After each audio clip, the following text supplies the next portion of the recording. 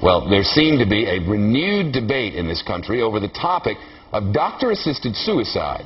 For more than a decade, the state of Oregon has been the only state in the U.S. where doctors are legally allowed to help terminally ill patients end their lives.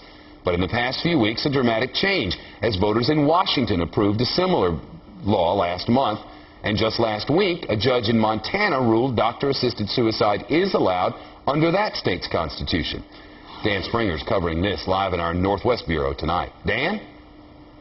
Yeah, and Chip, we just got word a short time ago out of the Attorney General's office in Montana that the state has appealed that decision by the judge in Montana, so ultimately that case will be decided by the state Supreme Court there. But whichever way that court decides, backers of assisted suicide believe the country may be at a tipping point on the issue.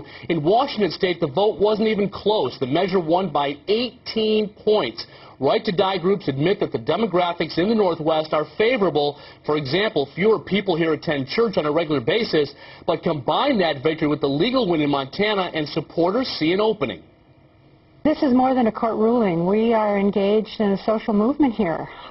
We are engaged in an effort to get the courts and the legislatures to really catch up to the people.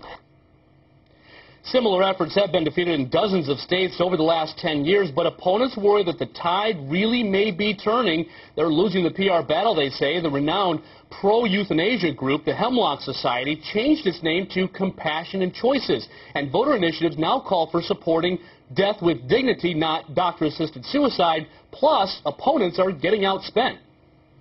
It's very clear that there's a well-funded political machine who's really advocating for radical suicide, and they will go to whatever states they think are low-hanging fruit.